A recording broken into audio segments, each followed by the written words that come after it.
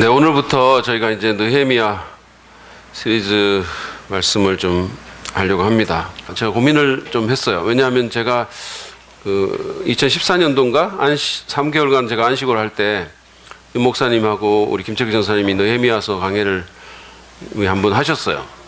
그래서 어떡할까 고민을 했는데 저희가 이제 교회에 또 큰 일을 앞두고 이 말씀을 한 번 더 들여다보는 게 필요하겠다는 생각도 들었고 무엇보다도 여러분이 전혀 그것을 기억하지 못할 거라는 확신이 들었었어요. 예, 그것을 했다는 사실조차도 아마 모르고 계시라는 분명한 확신이 있었기 때문에 느헤미야 말씀을 좀 앞으로 살펴보려고 합니다. 시리즈 제목은 제가 꿈 너머의 꿈으로 이렇게 정했어요. 제가 원래 신년 특별 부흥회 때 강사이신 정민철 목사님이 이 말씀을 하셨는데 제가 이미 그 홀리 뉴 이어 할 때 두 번째 말씀에서 이 제목을 이미 한번 썼거든요. 그래서 제가 생각해도 강사 한번 불러놓고 너무 많이 우려먹는다는 생각이 좀 들긴 들었어요. 사례비까지 돌려받았는데 그래서 참 감사하죠. 어쨌든 이 시리즈의 제목을 제가 꿈 너머의 꿈으로 잡은 것은 느헤미야라는 사람이 바로 꿈 너머의 꿈을 갖고 있었던 사람이었기 때문입니다. 그리고 그것을 이루었던 사람입니다. 느헤미야는 당시에 세계 최강대국이었던 페르시아 그 제국에서 성공의 가도를 달렸던 그런 사람입니다. 그는 왕에게 술을 따르는 일을 관장하는 그 개혁성경에서 술관원이라고 표현한 그런 사람이에요. 그러니까 지금 우리나라 지금 우리 시대의 사람들이 보면 이게 뭐지? 뭐 이게 요리사야? 뭐 이런 생각이 들 수도 있는데요. 그런 게 아니고 그 당시에는 누군가 술에 독약을 타서 왕을 암살할 수 있었기 때문에 왕에게 술이 올라가기 전에 먼저 맛을 보는 사람이 필요했어요. 그러니까 이 사람이 바로 그런 사람이었는데 이것은 왕의 최측근, 왕이 가장 신임하는 그런 사람이 아니면 이 자리에 올 수가 없었습니다. 그래서 일종의 경호실장 같은 엄청난 권력자고 왕에게 개인적으로 가장 영향을 미칠 수 있는 사람이었어요. 다시 말하면 그 부인 다음으로 왕에게 가까이 갈 수 있는 그런 사람이기도 했습니다. 느헤미야는 이처럼 왕의 신임을 얻어서 페르시아 제국이라는 세계 최강대국 권력의 심장부에 있었던 사람이었어요. 근데 이 사람의 꿈은 자신이 더 큰 권력을 갖거나 더 많은 재산을 축적하는 데 있지 않았습니다. 그에게는 꿈 너머의 꿈이 있었는데 그것은 하나님의 일과 연관이 있었습니다. 저는 오늘 느헤미야 1장을 통해서 이 꿈 너머의 꿈이 어떻게 시작되는지를 좀 살펴보려고 합니다. 느헤미야가 바라고 꿈꾸던 하나님의 대역사는 어떻게 해서 시작됐을까요? 그리고 저와 여러분이 가진 그 꿈 너머의 꿈은 또 어떻게 시작되는 것일까요? 내 개인적인 어떤 바람을 넘어서는 내 인생의 진정한 의미를 불어넣는 그 높은 꿈, 그 위대한 하나님의 대역사가 시작되기 위해서 뭐가 필요한 것일까요? 저는 오늘 말씀을 느헤미야 1장을 이렇게 보면서 구절을 읽고 포인트를 말하고 이런 방식으로 말씀을 좀 전해보려고 합니다. 먼저 본문 말씀 1절, 2절부터 한번 보시죠. 네, 제가 읽어봐 드리겠습니다. 하가랴의 아들 느헤미야가 한 말이다. 20년 기슬러월 내가 도성 수산에 있을 때에 나의 형제 가운데 하나인 하나니가 다른 사람들과 함께 유다에서 왔기에 이리로 사로잡혀 오지 않고 그곳에 남아있는 유대 사람들은 어떠한지 예루살렘의 형편은 어떠한지를 물어보았다. 오늘 말씀은 이게 다 느헤미야가 한 일이다 라고 이렇게 시작합니다. 다시 말하면 이것은 이 느헤미야서라는 자체가 느헤미야에 대한 느헤미야가 주인공인 이런 책이고 느헤미야가 했던 일을 기록한 거라는 거예요. 느헤미야는 야훼가 위로하신다라는 뜻입니다. 여호와가 또는 주님이 위로하신다라는 그런 뜻의 이름입니다. 에스라서하고 느헤미야서를 보면 동명이인이 두 사람이 더 있어요. 그래서 여기서 하가랴의 아들이라고 그의 이 이름을 좀 더 자세하게 소개를 하죠. 하가랴라는 그의 아버지에 대해서는 우리가 아는 바가 없습니다. 아마도 느헤미야는 자기 할아버지 때에 이방 땅으로 포로로 왔을 것입니다. 그 3대 이방인이죠. 3대째 이방에 있는 유대인이죠. 근데 이미 말한 것처럼 느헤미야는 왕에게 술잔을 올리는 술관원이었습니다. 11절 말미에 그 내용이 있습니다. 그때에 나는 왕에게 술잔을 받들어 올리는 일을 맡아보고 있었다. 비록 포로 출신이었지만 그는 당시의 최강대국이었던 페르시아의 권력의 핵심부로 다가가는 데 성공한 사람이었습니다. 그렇게 성공적인 세상적인 성공 이런 것들을 경험하던 어느 날 도성 수산에 그가 있을 때였었어요. 이 수산은 수사라고도 말하기도 하는데 페르시아 제국의 수도였습니다. 지금으로 치면 워싱턴 DC 같은 그런 곳입니다. 19세기 말에 프랑스 고고학자들이 이 수산의 유적지를 발굴을 했어요. 근데 그 규모나 그 궁전의 화려함이 사람들을 놀라게 했다고 합니다. 여러분이 지금 보시는 그런 그림들이 바로 이 수산의 유적지예요. 왕궁은 금과 은과 또 수입해온 상아와 백향목으로 장식된, 지어진 아주 화려한 궁전이 있었고, 윤기나는 벽돌, 날개를 단 황소가 새겨진 그런 벽들이 아름다운 디자인을 뽐내고 있었다라고 말을 합니다. 다시 말해서 느헤미야는 권력의 핵심부에 살면서 가장 아름다웠던, 모든 사람이 있고 싶어 했던 최고의 환경 가운데 살고 있었다는 말씀이에요.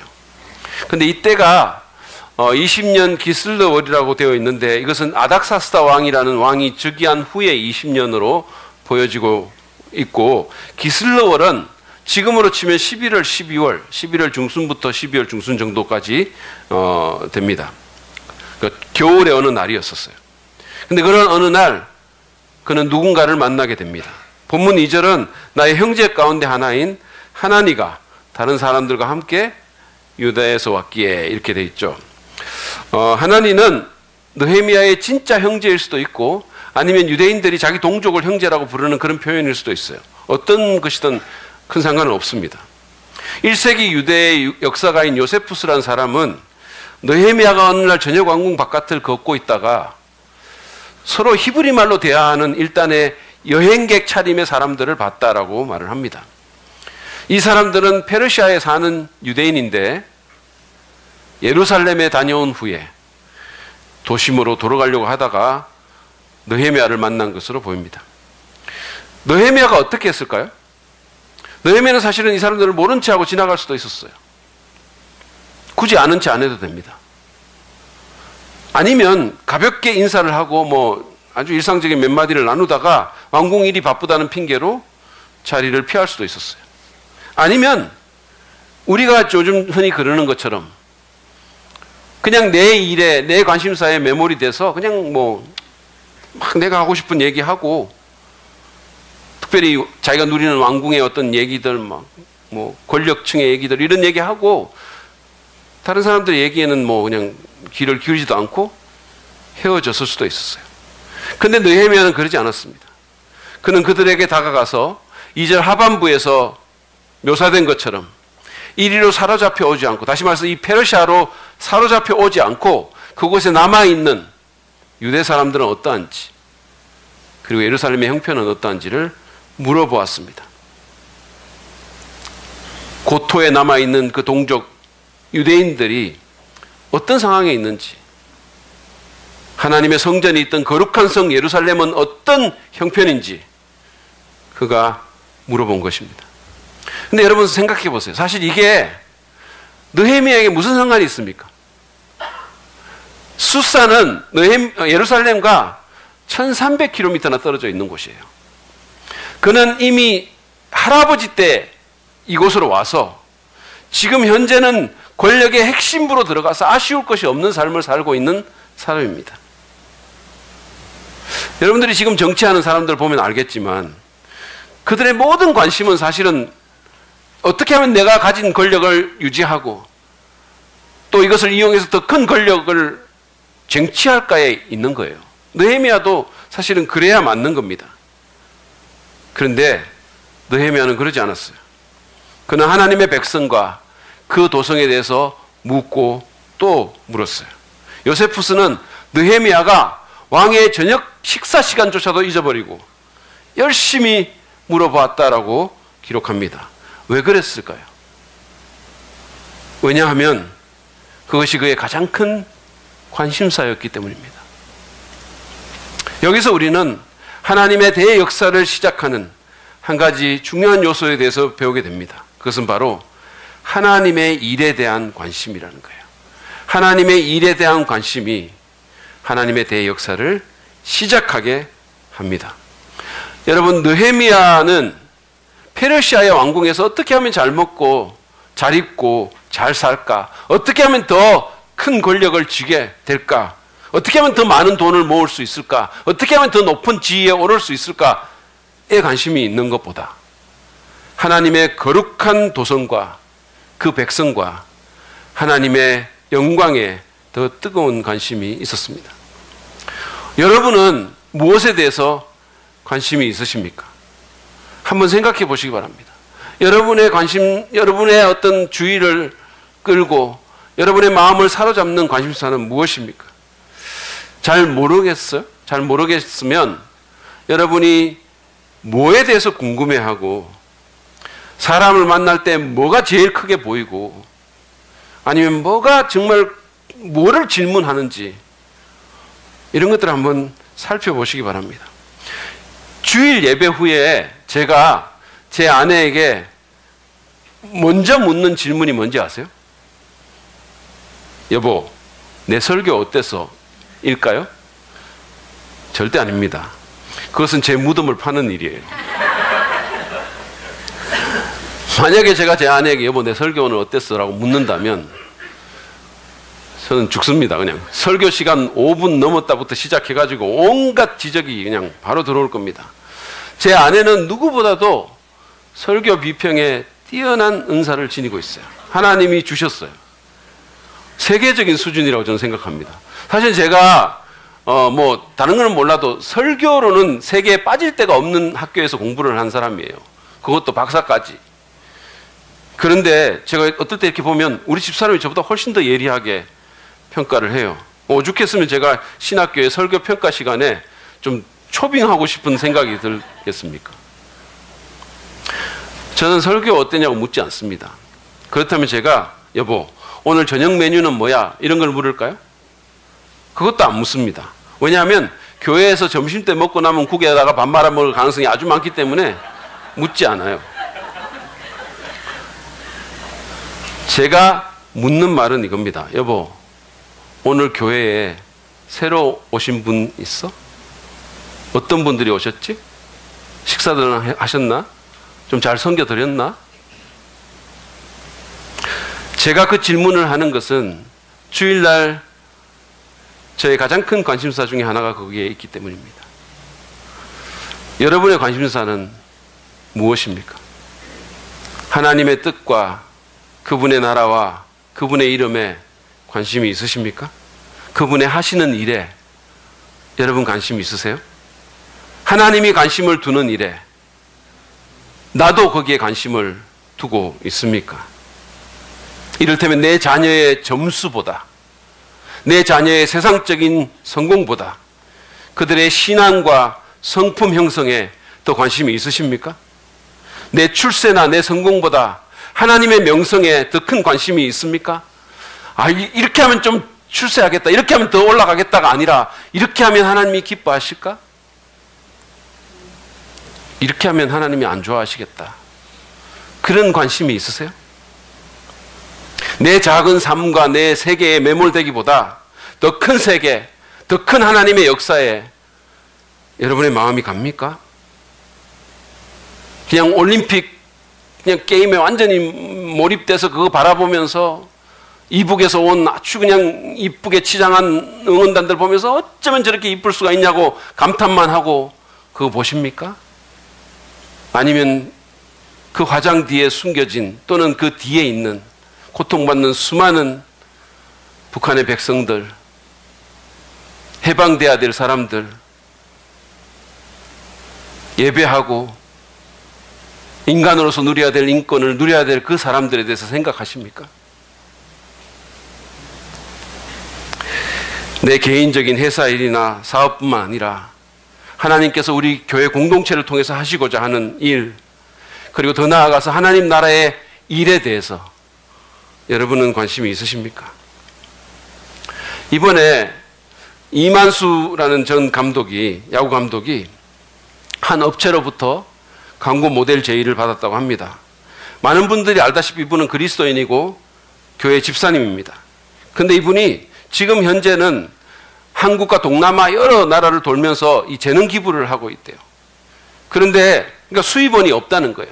근데 자기가 돈을 쓰는 걸 보면 감독할 때보다 오히려 1.5배를 더 쓴다고 하는 거예요. 그러니까 돈은 들어오는 데는 없고 돈은 더 나가니까 아무리 이분이 돈을 많이 벌었어도 돈이 얼마나 필요하겠어요. 그런데 이런 그 광고 제의가 들어오는데 그 회사의 광고를 찍으면 3달에 5천만 원을 주겠다고 했다는 거예요. 여러분 이것이 얼마나 매력적인 제안입니까? 근데 이분이 그것을 거절했다는 거예요. 그 이유는 자신이 광고하는 그 상품이 젊은 사람들에게 좋지 않은 영향을 주기 때문이라는 거예요. 이게 그가 쓴 말입니다. 들어보세요. 돈 준다고 해서 다 해서는 안 된다. 이제는 가려서 해야 하는 나이가 되었다. 비록 작은 힘이나마 나의 행동이 세상 사람들에게 조금이나마 보탬이 된다면 희생할 줄 아는 사람이 되어야 된다. 멋있지 않습니까? 그 상품이 정말 사람들에게 악영향을 주는지 그거에 대한 판단이 맞는지 틀리는지에 대해서는 논란이 있을 수 있어요. 저도 거기에 대해서는 정확하게 평가할 수는 없습니다. 그렇지만 제가 주목하는 것은 이분의 관심사예요. 그는 단지 돈이나 인기나 자신의 안위보다는 다른 사람들의 복지에 더 관심이 있었어요. 그래서 그렇게 돈이 필요했지만 그리고 인기도 필요했지만 그것을 포기한 겁니다. 여러분의 관심사를 한번 점검해 보십시오. 말씀을 읽으면서 주님의 관심사를 확인해 보고 그게 내 관심사와 얼마나 차이가 있는지를 한번 비교해 보시기를 바랍니다. 여러분, 우리가 그리스도인이라는 말은 내가 일주일에 한 번씩 교회에 오는 사람이라는 뜻이 아닙니다. 교회의 어떤 하부 문화에 내가 익숙해져서 교회에서만 하는 말하고 교회에서만 익숙한 어떤 행동을 한다는 뜻이 아닙니다. 내가 그리스도인이 됐다는 말은 내 생각이 변하고 내 관심사가 변하고 내 가치관이 변한다는 뜻이에요. 바울은 골로새서 3장 1절 2절에서 이렇게 권면합니다. 그러므로 여러분이 그리스도와 함께 살려주심을 받았으면 위에 있는 것들을 추구하십시오. 거기에는 그리스도께서 하나님의 오른쪽에 앉아 계십니다. 여러분은 땅에 있는 것들을 생각하지 말고 위에 있는 것들을 생각하십시오. 여러분 이 말씀을 오해하지 마세요. 종교적인 것만 생각하고 일상적인 것을 생각하지 마라 그런 뜻이 아닙니다. 그런 얘기가 아니에요. 더 높은 것에 대해서 생각하라는 겁니다. 여러분들이 회사 일을 하거나 가정 일을 하거나 어떤 일을 하더라도 거기에 있는 더 높은 일에 관심을 가지라는 거예요. 그것을 통해서 하나님이 어떤 일을 하실지, 거기에 하나님이 뭐에 관심을 갖고 있을지, 내가 어떤 것에 우선순위를 둬야 될지, 어떤 식으로 살아야 될지, 어떤 식으로 생각해야 될지, 그런 것들을 생각하라는 거예요. 그냥 현세적이고 찰나적이고 세속적인 것이 아닌 영원한 것들, 하나님의 것들에 관심을 가지라는 거예요. 하나님이 있는 것도 안 믿고 눈에 보이는 이게 다라고 생각하는 그 사람들과 똑같은 관심사를 갖고 살아가지 말고 세계관이 변했으면 관심사도 변해야 된다는 거예요. 그러므로 여러분 자신의 관심사를 점검하고 수시로 모니터 하시기 바랍니다. 그리고 재조정하는 노력이 필요합니다. 무엇보다도 주님의 관심사, 주님의 마음을 달라고 기도합시다. 그리고 정말 중요한 게 있는데 그것은 내가 주님과 친밀해지는 데 시간을 쏟는 거예요. 내가 주님과 친해지면 주님의 마음을 갖게 될 것입니다. 내가 주님과 친해지면 단순히 종교적인 사람이 되는 게 아니라 주님과 친해지면, 주님과 마음이 통하는 사람이 되면 주님의 관심사를 우리도 공유할 수 있게 될 것입니다. 이제 다시 본문으로 돌아가 보죠. 3절, 4절 상반절을 제가 읽겠습니다. 그들이 나에게 대답하였다. 이제 질문을 했으니까 대답이 올 거 아닙니까? 사로잡혀 오지 않고 그 지방에 남은 사람들은 거기에서 고생이 아주 심합니다. 업신여김을 받습니다. 예루살렘 성벽은 허물어지고 성문들은 다 불에 탔습니다. 이 말을 듣고서 나는 주저앉아서 울었다. 나는 슬픔에 잠긴 채로 며칠 동안 금식하면서. 느헤미야의 질문에 대한 이 사람들의 대답은 아주 실망스러웠습니다. 하나님의 백성인 이스라엘 사람들은 이방인들에게 멸시를 당하고 엄청난 고생 가운데 있습니다. 거룩한 도성, 정말 하나님의 영광이 가하던 그 도성은 성벽마저 완전히 허물어져 가지고 성문들은 다 불에 타 있고 폐허 상태로 남아있다는 겁니다. 물론 이거는 느부갓네살이 예루살렘을 침공했을 때 소식을 전하는 게 아니에요.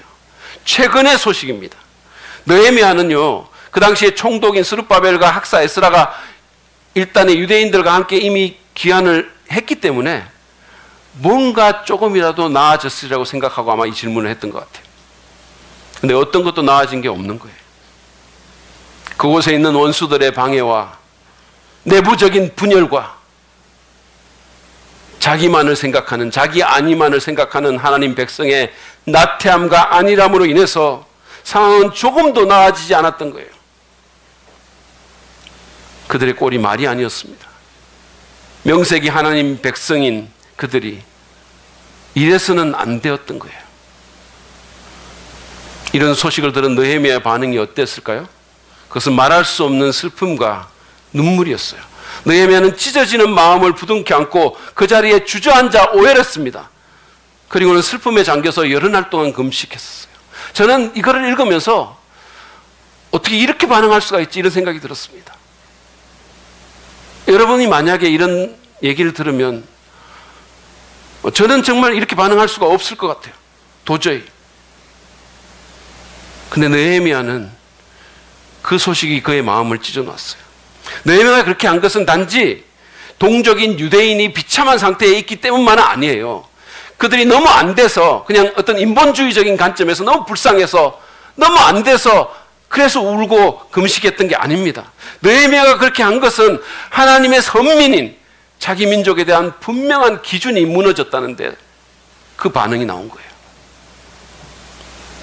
이 사람들은 느헤미야가 10절에서 말한 것처럼 주님께서 크신 힘과 강한 팔로 건져내신 주님의 종이며 주님의 백성들입니다.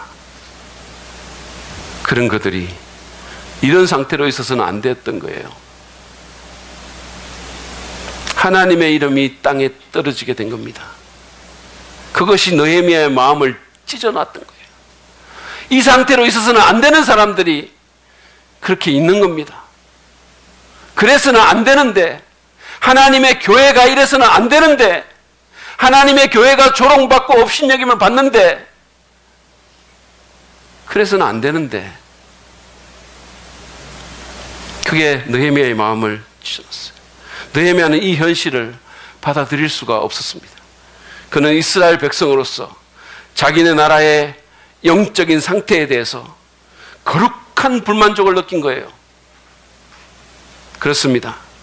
이러한 거룩한 불만족이 하나님의 큰 역사를 시작하게 합니다. 하나님의 일에 대한 관심사뿐만이 아니라 하나님 기준에 못 미치는 것에 대한 거룩한 불만족이 하나님의 대의 역사를 시작하게 만든다는 거예요. 여러분, 현상에 대한 불만족은 모든 발전과 진보와 혁신의 동력입니다. 이거 아시죠, 뭔지? 여러분, 그죠? 우리가 지금 즐겨 쓰고 있는, 너무나 당연하게 받아들이는 이 포스트잇이라는 거 있잖아요. 이게 어떻게 해서 발명된지 아세요? 교회의 한 성가대원이 찬송가에 그날 부를 찬송을 이렇게 하려고 이렇게 종이를 끼워 놓는데 그게 자꾸 떨어져 나가는 거예요. 이렇게 한 대 떨어지고 선풍기 하면 불려 나가고, 이러니까 이분이 너무 짜증이 난 거예요. 너무 불만이 생긴 겁니다. 거기서부터 이 신기한 게 발명된 거예요. 이거는 붙은 것도 아니고 안 붙은 것도 아니고 희한하잖아요. 안 희한하십니까? 이게 진짜 희한한 거예요. 누군가의 불만족에서부터 발전이 오고 혁신이 나옵니다. 이것은 영적으로도 마찬가지예요. 우리는 자신의 영적 상태에 대해서, 우리 자녀들의 상태에 대해서, 교회와 한국 교회의 현실에 대해서 거룩한 불만족을 가져야 돼요. 내가 상황에 반응하는 방식에 대해서, 내 성품에 대해서 거룩한 불만족이 있어야 됩니다. 여러분이 알다시피 지난 주일 오전에 우리 교회에서 섬겼던 김성진 전도사님의 아내인 신미리 사모님이 교통사고를 당했어요. 교회에 갔다가 아이들, 조그마한 애들 3명이 있잖아요. 그 아이들 어릴 때부터 아마 헌금 교육을 시킨다고 헌금을 하는 모양인데, 언제나 그랬던 것처럼 교회에서 이제 애들 내려놓고 헌금 찾으러 은행에 갔대요. 3,000원 찾으려고. 그래서 은행 가는데 횡단보도를 건너는데, 횡단보도가 파란불이 와서 건너는데 신호를 위반하는 우회전하는 버스가 그냥 받은 거예요. 그래서 그 차에 치여서 결국은 팔 절단 수술을 했어요. 제가 일부 예배 후에 그 소식을 듣고 마음이 너무 아파서 목양실에 가서 울었어요. 근데 하나님에 대한 원망이 나오는 거예요. 하나님, 어떻게 이럴 수가 있습니까? 아니, 다른 날도 아니고 주일날, 그리고 예배하러 온 사람한테, 교회에 온 사람한테 어떻게 이런 일이 벌어집니까? 그것도 피아노 반주자의 팔을 저렇게 하면 어떡합니까?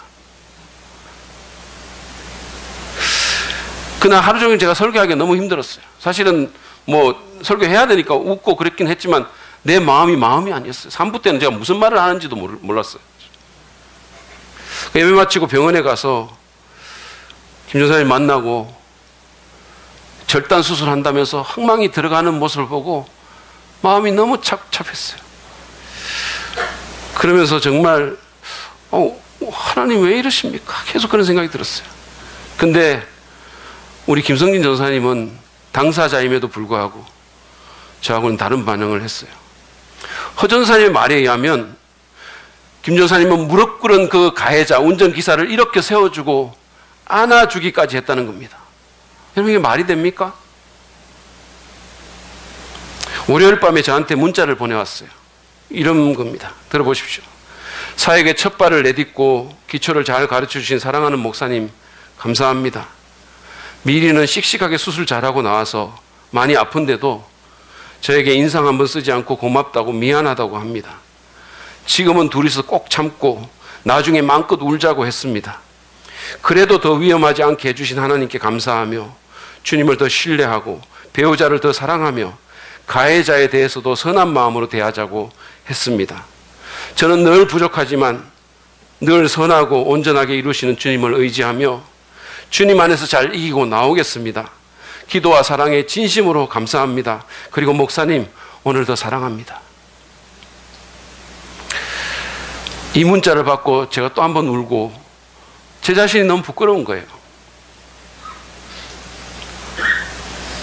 그분은 피해 당사자인데도 이렇게 믿음으로 반응하는데 나는 왜 그 소식을 듣자마자 하나님에 대해서 마음이 상하고 왜 원망하는 마음이 들었을까? 왜 그랬을까? 어제도 미리 사모님 전화 와가지고 목사님 저 괜찮아요. 좀 답답하긴 한데 괜찮아요. 너무 신경 쓰지 마세요. 저는 제 자신의 영성에 대해서 거룩한 불만족을 느끼지 않을 수가 없었어요. 사랑하는 여러분, 개인의 신앙 성장에 대한 일이건 가정에 대한 일이건 교회 공동체에 대한 일이건 우리는 현상에 만족하지 말고 하나님의 기준에서 벗어난 나 자신에 대해서 거룩한 불만족을 느껴야 돼요. 우리 자녀들에 대해서 그들의 영혼을 바라보며 느헤미야처럼 울고 슬퍼하고 안타까워해야 할 줄 압니다. 아파하고 슬퍼하고 때로는 눈물을 흘리며 울어야 돼요. 안타까운 조국교회의 현실에 대해서,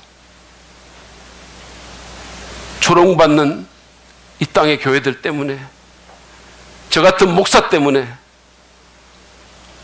교회가 조롱받고 있다는 사실에 우리가 분노할 뿐만 아니라 거룩한 불만족을 느낄 수 있어야 돼요. 끊임없이 불만족해하고 애통해하고 주님께 나가야 될 줄 압니다. 거기에서부터 하나님의 역사가 시작될 수 있습니다. 사랑하는 여러분, 현상에 만족하지 마십시오. 다른 사람들이 이 정도 신앙생활 한다고 그게 정상이라고 생각하시면 안 됩니다. 여러분, 평균적인 신앙생활은 정상적인 신앙생활과 똑같은 말이 아니에요. 평균 맞추려고 하지 마십시오. 거룩한 불만족을 가지셔야 돼요. 그래야 나를 통해서 하나님의 대역사가 일어날 수 있습니다.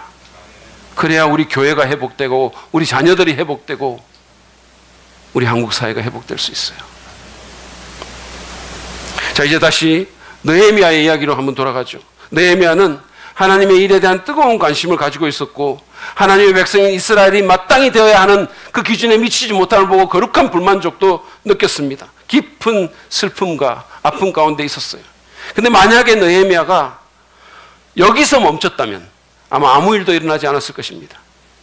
그는 더 나아가서 참으로 중요한 일을 했어요. 4절 하반절에서 6절까지 제가 읽겠습니다.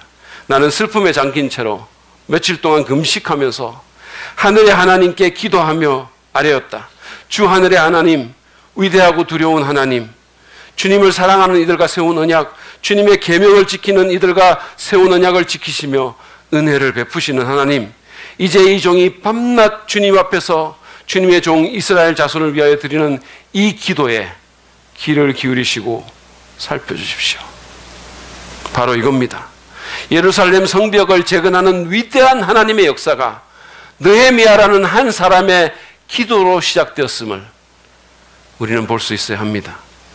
엄청난 역사의 시작점이 누군가가 자기 방에서 무릎을 꿇고 기도하는 데서부터 시작됐다는 거예요. 우리의 경우도 마찬가지입니다. 여러분 기억하십시오. 우리의 기도가 하나님의 대역사를 시작하게 합니다. 우리의 기도가 우리를 향한 하나님의 대역사를 시작하게 합니다. 하나님의 대역사를 촉발하는 가장 강력한 요인이 바로 저와 여러분의 기도라는 거예요. 왜 그럴까요? 그것은 우리가 기도를 통해서 위대하신 하나님, 전능하신 하나님의 개입을 요청하기 때문이에요. 기도하지 않을 때는 그냥 내 수준에 머물러 있지만 기도하게 되면 하나님이 내 삶 속에 개입해서 내 삶의 차원이 하나님 차원으로 올라가게 되고 하나님의 지혜와 능력과 자원이 가용하다는 것입니다. 여러분 잘 아시잖아요. 우리가 일하면 우리가 일하지만 우리가 기도하면 하나님이 일하십니다. 물론 어떻게 일하실지는 하나님이 정하시겠죠. 방식은 다양할 수 있어요. 그러나 기도하면 일은 일어나요. 목사님 전도가 너무 쉬워요라는 책에 보면 교회 철야 기도회에 나와가지고 예수 안 믿는 자기 아들을 위해서 고통스럽게 울며 기도하는 한 작은 어촌교회 여집사님 얘기가 나옵니다. 기도회를 인도하는 담임 전도사님이 그 기도의 마음이 움직여가지고 기도회 중간에 이렇게 선포했어요. 아무개 집사님이 아들을 위해서 울며 저렇게 기도하는데 내 마음이 너무 아픕니다. 아들이 교회에 나올 때까지 따라다니다가 함께 오겠습니다.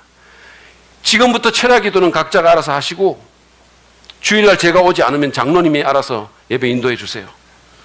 그리고는 그 전사님이 강대상에 깔아놨던 침낭을 들고 그 집사님의 아들 집에 찾아간 거예요. 밤 10시가 돼가지고.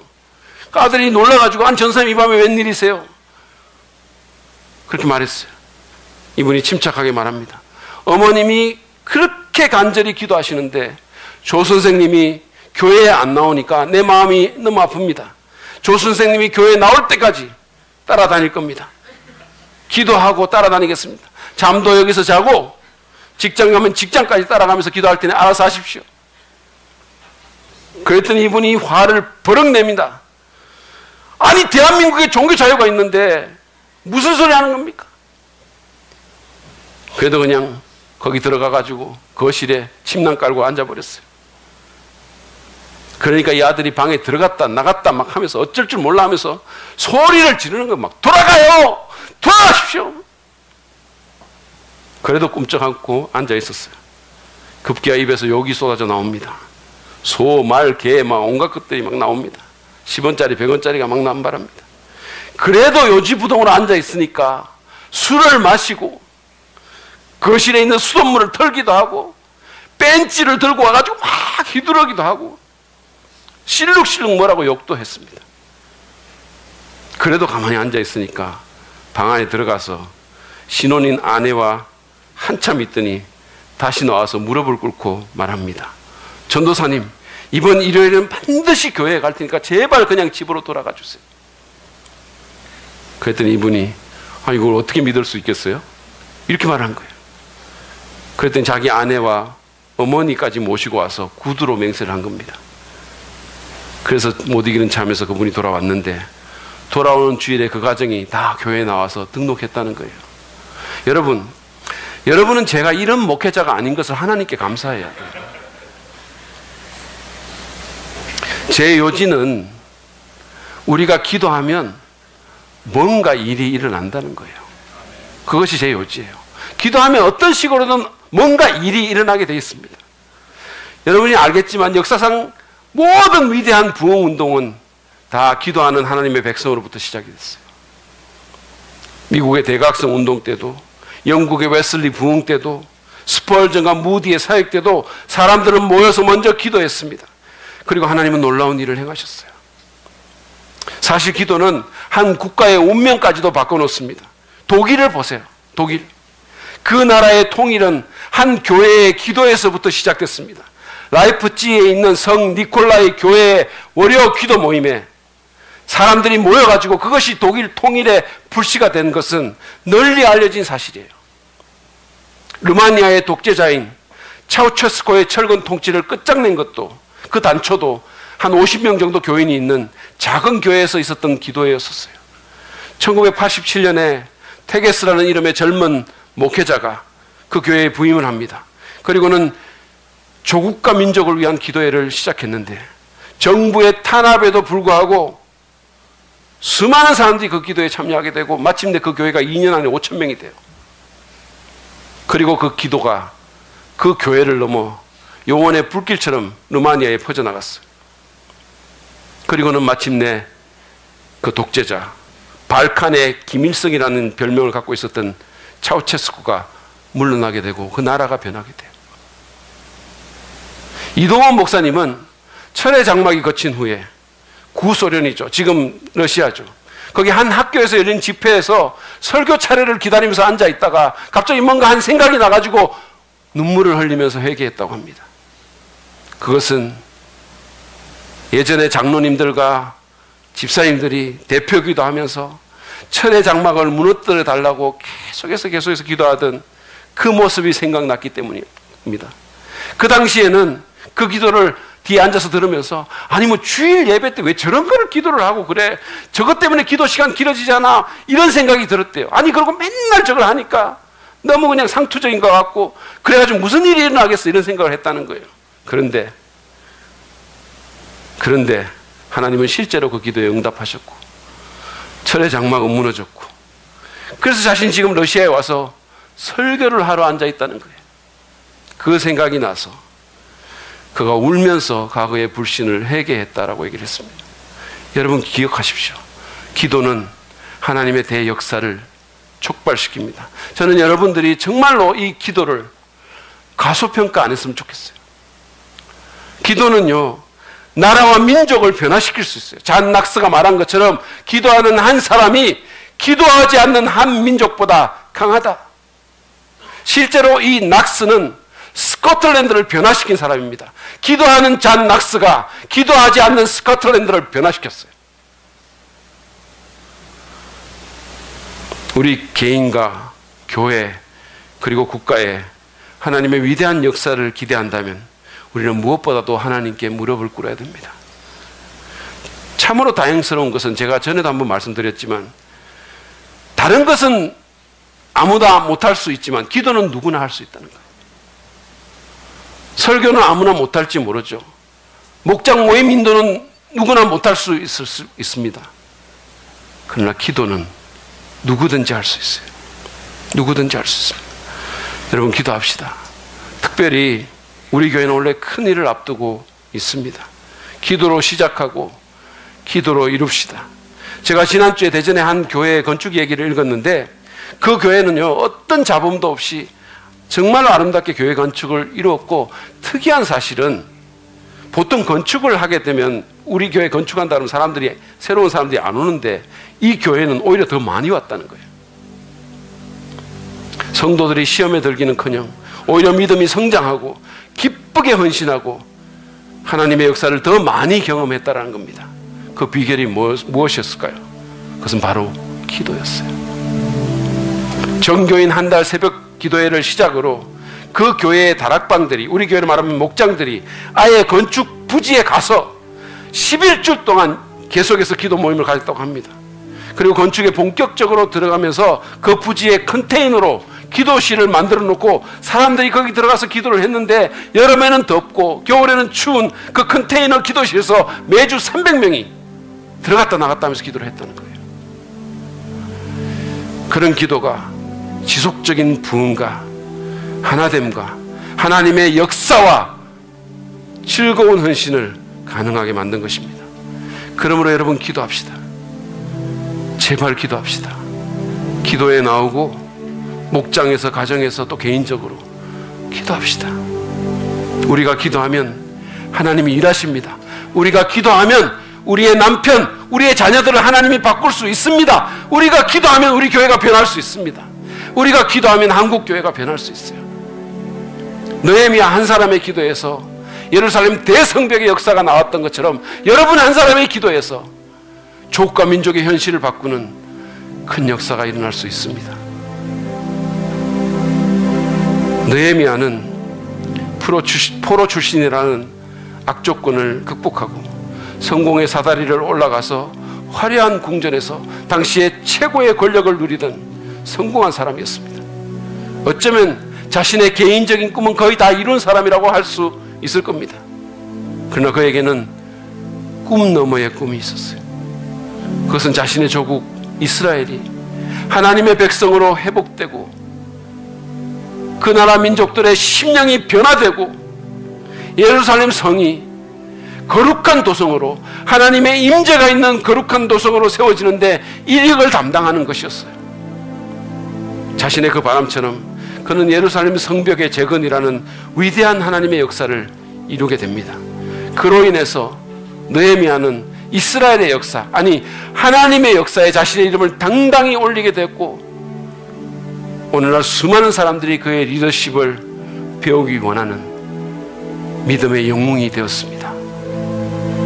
찬란한 인생이 되었습니다.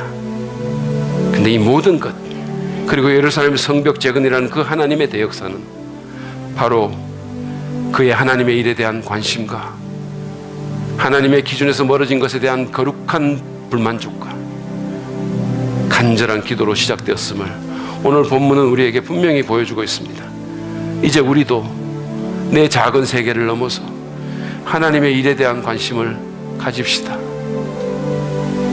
그리고 하나님의 기준에 미치지 못하는 나 자신과 내 자녀와 우리 공동체와 한국 교회와 우리 사회에 대해서 거룩한 불만족을 갖고 삽시다.